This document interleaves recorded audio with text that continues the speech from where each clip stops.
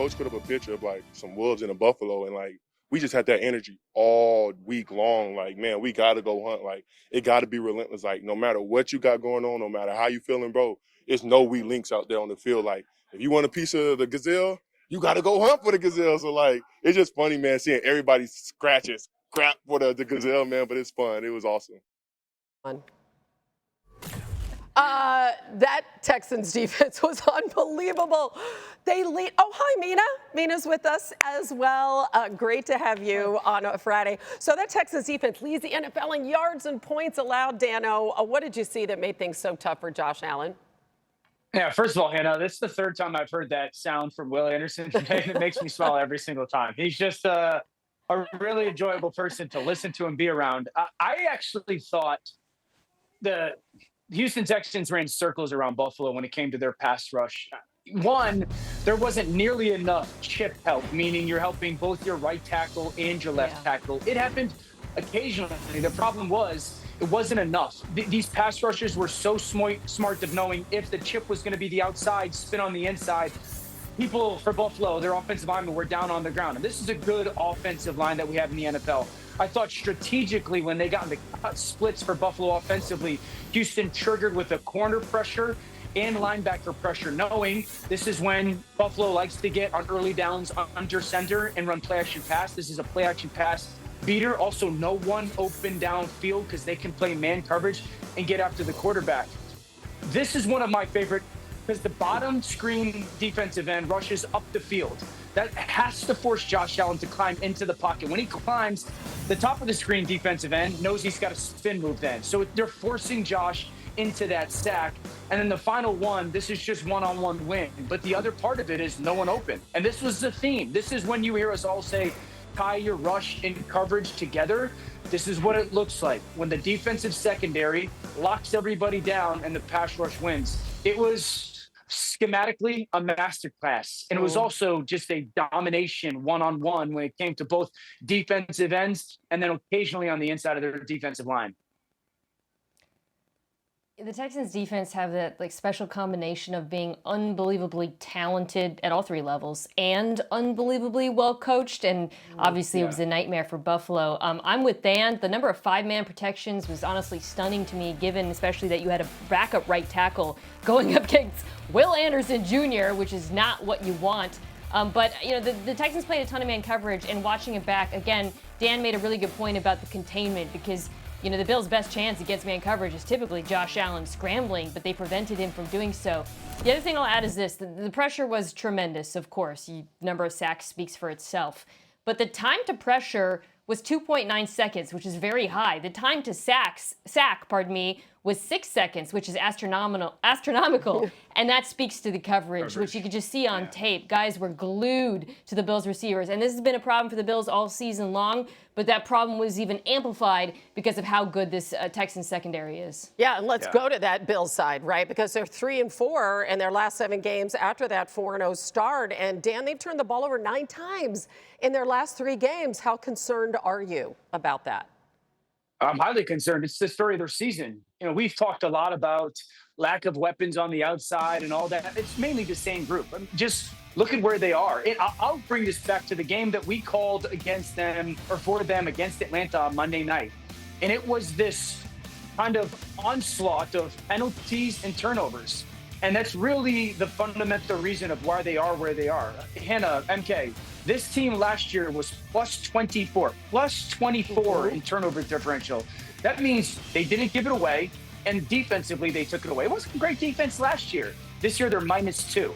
And the reality is, 1, they're giving the ball away a lot more this year, and 2, they're not taking it away on defense at all. And so that's the starting point problem with this football team. We could point to X's and O's and all that, blah, blah, blah. They have completely flipped the script or had to flip the script flipped on them when it comes to just the ball.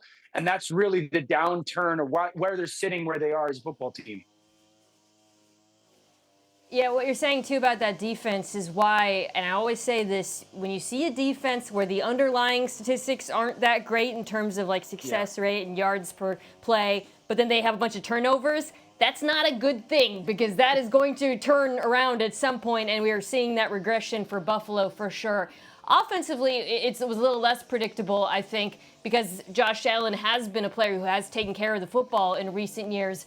But watching him last night, I just feel like you're seeing a quarterback who is now making a bad situation worse. He is pressing. Totally. He is making these bad choices because guys aren't open. So I'm not exonerating him. Those are his bad choices, and he is missing opportunities as well at time. But I also think it is flowing from their inability to create open receivers downfield. It's funny because the Bills' pass catchers, it's like mostly the same as last year, outside of Mac Hollins. But it does feel to me, Dan, like defenses just have such a beat on what they want to do. I don't know how many times Joe Brady can call mesh, by the way, against man coverage. We're not going to go with it. Yeah. And it seems like they're looking for answers and don't have any. Back on NFL Live, time now to read and react. And we start with Kevin Stefanski, who spoke about Shedeur Sanders' first career start this weekend at the Raiders. His focus is to do his job for the football team, just like it is for everybody, and he knows that. And he's again handled the week really, really well. Obviously, tomorrow, the rest of today, tomorrow, about finishing touches when it comes to the game plan and really locking in and talking about owning all those details. But that's where his focus is. Tough beginning to Shedeur's NFL career last week. Dan, what would your advice be this week as he gets his first start? Have a plan. Every play, have a plan for what you want to do with the football. Second thing, play fast, play clean. Play fast and play clean. That'll start with step number one. Last thing is I want you to go forward. The Shedeur that we see at times back out of the pocket, that's not going to be good football in the NFL. So I want you to climb the pocket when you have to. He's a talented young man. He's very smart. He sees the field well. Have a plan. Play fast and clean. Go forward. I think there's going to be a chance for success. At least we do know he's getting the reps this week. All right, to Baltimore now, where the Ravens host the Jets on Sunday. New York's D-line is going the extra mile, apparently, to prepare for Lamar Jackson. He's definitely very dynamic in the backfield, very dynamic extending plays with his legs. I've been doing extra running, staying off sugary drinks and stuff like that, getting ready for him. Very special player. That's more of a personal thing. I'm chasing after a lot of guys as the season's going on, and I just want to shed off any kind of weight that's slowing me down, so I can turn those hurries or hits or pressures into sacks, because I can do that. So, and especially this is a guy like we've been talking about this week. It's very important. Mina, your take on Jermaine Johnson's prep? Well, yeah, I don't know about sugary drinks, because I got a 2-year-old. Sugary drinks seem to make him harder to catch in my experience. But I do think sacking Lamar Jackson is their best chance in this one, part because it has been easier this year. Lamar Jackson is 31st in pressure to sack rate, which is a wild stat for him. He was 4th last year. The Ravens' offensive line is not what it was last season, and whether the Jets can take advantage of that, I think could go a long way towards whether or not this game is competitive. By the way, that was Lamar was Johnson's first ever career sack. All right, on to this. Hard to believe the Ravens and the Chiefs are on the outside looking in when it comes to the playoffs. Both are in the hunt, 5-5 with 7 games remaining. Kansas City hasn't missed the playoffs since 2014. That's 10 straight appearances, one shy of the NFL record held by the Brady-Belichick Patriots. Here's our researcher extraordinaire, Evan Kaplan, with more on what lies ahead for the Chiefs. Evan. Hannah, it's not an exaggeration to say this is the biggest November game for the Chiefs since Patrick Mahomes became the starter in 2018. So we're going to look at our playoff predictor and kind of lay out the scenario here. 5-5, a 53% chance to make the playoffs entering this game. We're going to get to the significance of Sunday, which is massive. But I want you guys to look at their remaining schedule. Some tough games ahead. Cowboys, Texans, Chargers, the Broncos again.